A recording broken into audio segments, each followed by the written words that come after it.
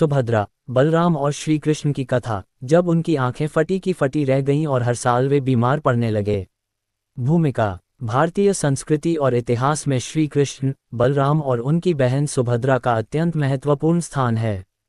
ये तीनों भाई बहन केवल एक परिवार का हिस्सा ही नहीं, बल्कि धर्म, प्रेम और त्याग के प्रतीक भी हैं। लेकिन इनके जीवन से जुड़ी एक ऐसी रहस्यमयी कथा भी है, जिसमें बताया जाता है कि एक दिन ऐसा आया जब उनकी आंखें फटी की फटी रह गईं और इसके बाद वे हर वर्ष एक विशेष समय पर बीमार पड़ने लगे। ये घटना क्यों घटी? इसके पीछे कौन सा रहस्य छिपा था? इस कहानी में हम इन सभी प्रश्नों के उत्तर विस्तार से जानेंगे। प्रथम अध्याय, द्वारका की अद्भुत दुनिया।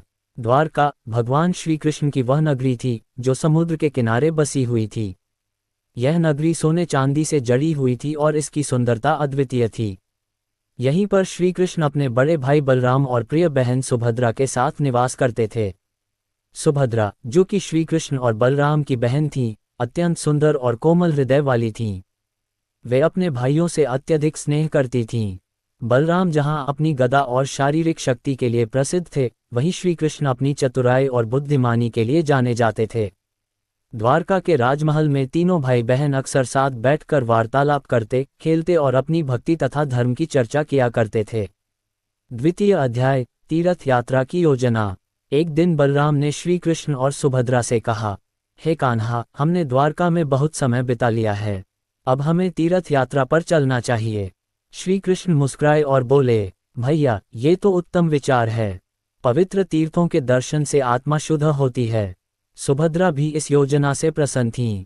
उन्होंने भी तीर्थ यात्रा पर चलने का निश्चय किया। तीनों भाई बहन यात्रा पर निकल पड़े। वे अनेक तीर्थों के दर्शन करते हुए अंततः नीलाचलपुरी पहुंचे, जहां भगवान जगन्नाथ का मंदिर स्थित था। तृतीय अध्याय, रहस्यमयी मूर्ति और अद्भुत दर्शन। जब तीनों भाई बहन पुरी पहुंचे तो उन्होंने सुना कि वहां भगवान जगन्नाथ की अत्यंत रहस्यमयी मूर्ति स्थित है। यह मूर्ति किसी साधारण मूर्ति जैसी नहीं थी। इसकी आकृति अधूरी थी। भगवान के हाथ और पैर स्पष्ट रूप से नहीं दिखते थे, परंतु उनकी बड़ी बड़ी आंखें और विशाल स्वरूप भक्तों को अद्भुत आनंद प्रदान करता था। सुभद्रा, श्री कृष्ण और बलराम ने जब पहली बार इस मूर्ति के दर्शन किए तो वे आश्चर्यचकित रह गए। ये दृश्य इतना रहस्यमय और अद्भुत था कि उनकी आंखें फटी की फटी रह गईं। उन्हें समझ नहीं आ रहा था कि यह कौन सा चमत्कार है। बलराम बोले, हे कान्हा, ये कैसी मूर्ति है? हमने आज तक ऐसी कोई मूर्ति नहीं देखी। श्री कृष्ण गंभीर स्वर में बोले, भैया, ये भगवान जगन्नाथ का रूप है। ये रूप भक्तों के अटूट प्रेम का प्रतीक है। लेकिन तीनों भाई बहन इस दृश्य को देखकर इतने मंत्रमुग्ध हो गए थे कि वे न तो अपनी पलकें झपका पा रहे थे और न ही अपनी दृष्टि हटा पा रहे थे। चतुर्थ अध्याय, अद्भुत अनुभूति और बीमार होने का रहस्य। तीनों भाई बहन कई घंटों तक बिना पलक झपकाए भगवान जगन्नाथ के स्वरूप को निहारते रहे। अचानक उन्होंने महसूस किया कि उनके शरीर में अजीब सी थकान और कमजोरी आ रही है। जैसे ही वे अपने निवास स्थान पर लौटे, तीनों को बुखार आ गया। उनकी आंखों में जलन थी और शरीर बहुत ही दुर्बल महसूस कर रहा था।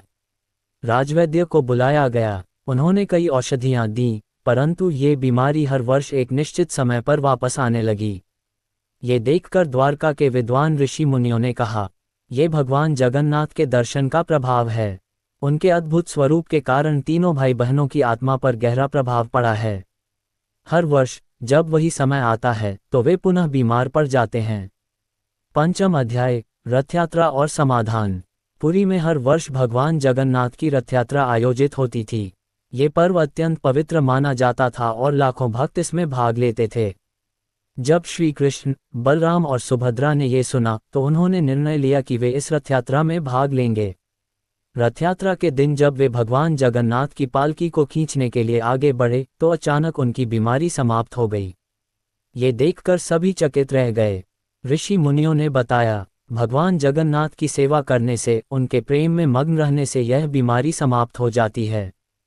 परंतु जैसे ही यह पर्व समाप्त होता है, फिर से बीमारी वापस आ जाती है। षष्ठम अध्याय, भगवान जगन्नाथ के प्रेम में समर्पण। अब ये स्पष्ट हो गया था कि यह बीमारी कोई साधारण बीमारी नहीं थी, बल्कि भगवान जगन्नाथ के दिव्य प्रेम का प्रभाव था।